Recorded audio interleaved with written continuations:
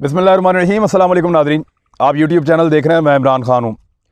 कभी कभी ये ऐसे माहौल में आना पड़ता है और थोड़ा दिन यहाँ पे गुजारना होता है। उसकी वजह यह है कि जितना ख़बरों के साथ हम लोग जुड़े रहते हैं, जितना ज़्यादा लैपटॉप्स के अंदर, कंप्यूटर्स के अंदर, मोबाइल्स के अंदर, इंटरनेट के अंदर और अखबारात के अंदर, किताबों के अंदर और ख़बरों के अंदर वो ज़िंदगी एक बहुत फंस जाती है। तो ऐसा लगता है जैसे कोई हर तरफ से दिमाग जकड़ा गया है। तो कभी कभी हमें एक दो हफ्ते के बाद लगता है कहीं निकलें और फिर मैं अपनी टीम को लेके आ जाता हूँ। तो आज भी हम एक ऐसी आउटडोर जगह पे मौजूद हैं। यहाँ पे एक बड़ी खूबसूरत झील है। इसके कुछ मनाज़र आपको भी मैं साथ दिखा भी देता हूँ, ये आप देखते रहें। और इस झील के अलावा यहाँ कुछ पहाड़ हैं। हमने आज हाइकिंग भी की है और यहाँ बैठे हैं। और ये एक मेरे दोस्त हैं, उनकी बड़ी खूबसूरत यहाँ पे वो प्रोजेक्ट कर रहे हैं, कोशिश कर रहे हैं यहाँ जंगल लगाने की। खूबसूरत सा जंगल होगा यहाँ पे और कुछ थोड़ा सा और, तो मुस्तकबिल में ये बहुत खूबसूरत इंशाल्लाह बन जाएगी। तो आज का वीलॉग यहाँ से मामलात वही सियासी हैं। सबसे पहले जो बलूचिस्तान अवामी पार्टी है उसका नाम है BAP बाप। तो मरीम नवाज़ साहबा ने इस नाम को बड़े मज़े से इस्तेमाल किया और बिलावल भुट्टो ज़रदारी साहब को आज सियासी जुगतें लगाई हैं। सियासी जुगत जो है ना, वो बड़ा लंबे सियासी एक्सपीरियंस के बाद आती है। और ये जो सियासी जुगत है, इसके पीछे जो दिमाग काम कर रहे हैं मैं आपको बता देता हूँ।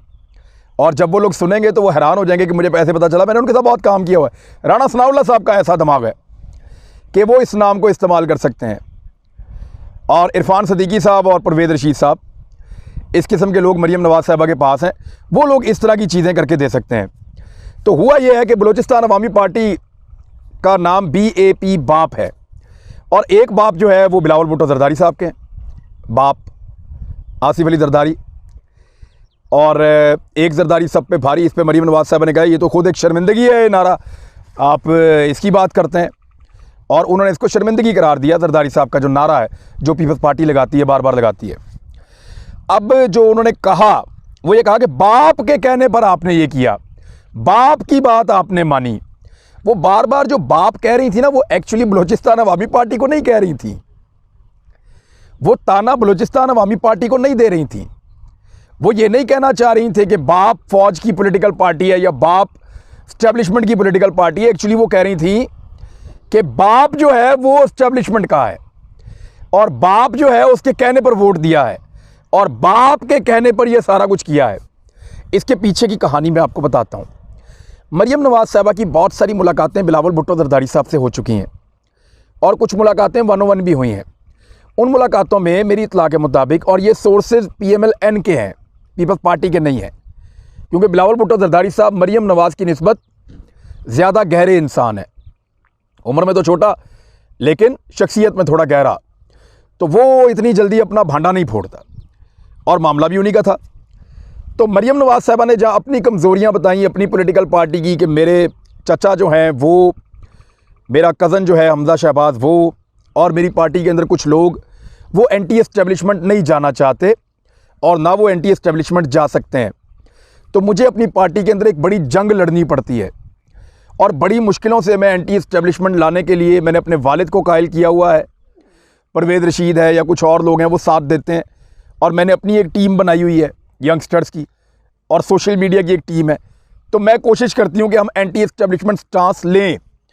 तो बिलावल, आपको भी इस जमूत के साथ लड़ना पड़ेगा और आपको भी फ़ौज के ख़िलाफ़, एस्टेब्लिशमेंट के ख़िलाफ़ एक पॉइंट ऑफ व्यू बनाना पड़ेगा अपनी पॉलिटिकल पार्टी के अंदर, और आपके लिए ये आसान होगा। तो बिलावल ने भी अपनी मजबूरी बताई, और मजबूरी क्या थी? बाप।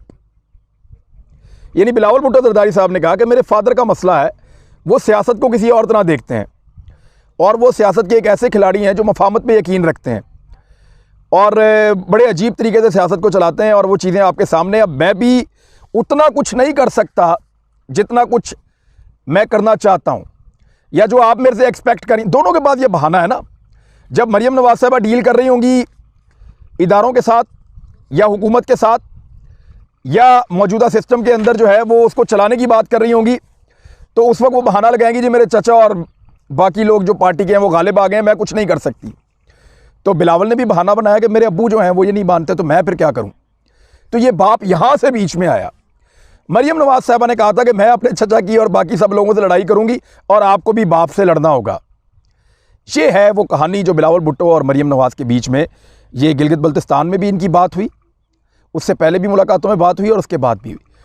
तो इस पे कायम रहना था बिलावल भुट्टो जरदारी को, और मरीम नवाज़ साहबा को उनसे बड़ी उम्मीद थी। लेकिन हुआ क्या, कोई मौलाना साहब को फ़ोन जो है जुमेरात वाले दिन वो जरदारी साहब ने नहीं किया। जुमे को मुंतखब होते हैं यूसुफ रज़ा गिलानी और मुंतखब हो जाते हैं अपोजिशन लीडर सेनेट में, लेकिन ये तैयारी कर ली जाती है जुमेरात को।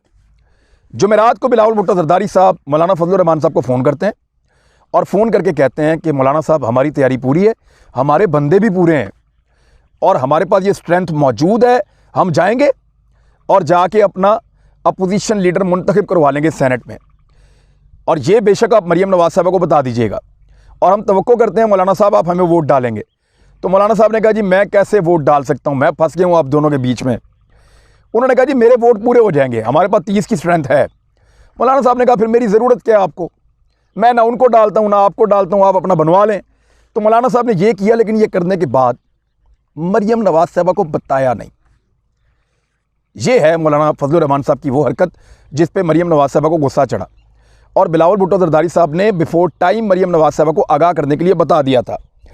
अब यूसुफ रज़ा गिलानी साहब को सेलेक्टेड करार दे दिया गया है, इससे पहले इमरान खान साहब को सेलेक्टेड करार दिया गया था, फिर सादिक संजरानी को सेलेक्टेड। यानी जब तक वज़ीर आज़म मुस्लिम लीग नून का नहीं बनेगा, जब तक वज़ीर आज़म मुस्लिम लीग नून का नहीं बनेगा, तब तक जो भी आएगा वो सेलेक्टेड होगा। जब तक इक़्तिदार की कुर्सी पे नून लीग की कोई जो है वो आके शख्सियत नहीं बैठ जाती, अपनी तशरीफ़ नहीं रख देती इक़्तिदार की कुर्सी के ऊपर, तब तक जो भी आएगा वो सेलेक्टेड होगा। चाहे वो वोट लेकर आ रहा हो, चाहे वो इलेक्शन लड़के आ रहा हो, चाहे वो मार्शल लॉ डाल कैसे भी आ रहा हो, जो भी आएगा वो सेलेक्टेड होगा।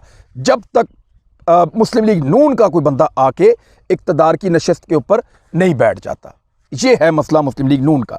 अब बाप बाप कह के आज काफ़ी चिढ़ाया मरीम नवाज़ साहबा ने कि आपने बाप की बात मानी, आपने बाप के कहने पर ऐसा किया, आप बाप के पीछे चल पड़े। तो एक्चुअली वो बलूचिस्तान अवामी पार्टी नहीं है, उनका तो कोई लेना देना ही नहीं है, उनका तो अपना चेयरमैन मुंतखब हुआ सादिक संजरानी, और उनको वोट डालने की ज़रूरत क्या है, वो डाल भी नहीं सकते, वो तो हुकूमत वाले हैं, अपोजिशन वाले थोड़ी हैं। तो उसमें यूसुफ रज़ा गिलानी को उन्होंने क्यों वोट डालना था, वो तो आए दिलावर खान आज़ाद ग्रुप 2 फाटा के साथ, उनके वो शामिल हो गई और पॉलिटिकल पार्टी जमात इस्लामी भी उनके साथ आ गई, उनके अपने 21 थे, वो जीत गए, आराम से जीत गए और वो बन गए। तो ऐसा नहीं हुआ कि इनको कोई हुकूमत ने वोट डाल डाल के बनाया या बलूचिस्तान अवामी पार्टी ने इनको बनाया। बलूचिस्तान अवामी पार्टी का अपना चेयरमैन सेनेट है, इसलिए उनको ज़रूरत नहीं थी कि वो अपना अपोजिशन लीडर लेकर आते। पीपल्स पार्टी को लेकर आना था, वो ले आए, लेकिन क्योंकि एक ही पार्टी है जिसके नाम के साथ बाप पुकारा जा सकता है, तो उस पार्टी के नाम का फ़ायदा उठाते हुए बिलावल भुट्टो जरदारी साहब को बाप के नाम पे सियासी जुगतें मारी हैं मरीम नवाज़ साहबा ने। अब उनका जो जवाब दिया बिलावल भुट्टो जरदारी साहब ने वो ये दिया है कि ठंडा पानी पिएं और लंबे लंबे सांस लें, बल्कि ऐसी जगह पे आ जाएं, यहाँ ज़रा ज़्यादा आसानी से हो जाएगा। अगर किसी को थोड़ा सुकून चाहिए, एक ब्रेक लें और किसी पुरफ़ज़ा मकाम पे आएँ। वैसे रायगढ़ अंदर से बहुत पुरफ़ज़ा है, बहुत बड़ा है, बड़ा खूबसूरत है। शाम को फुआरे भी चलते हैं, बीच में स्विमिंग पूल्स हैं, बीच में उन्होंने वो बड़े अच्छे पार्क बनाए हुए हैं, हिरन शिरन भी हैं, मोर शोर भी हैं, बहुत अच्छा जंगल भी है। तो रायगढ़ तो पूरा एक स्टेट है, मैंने देखा हुआ है, बहुत बड़ा।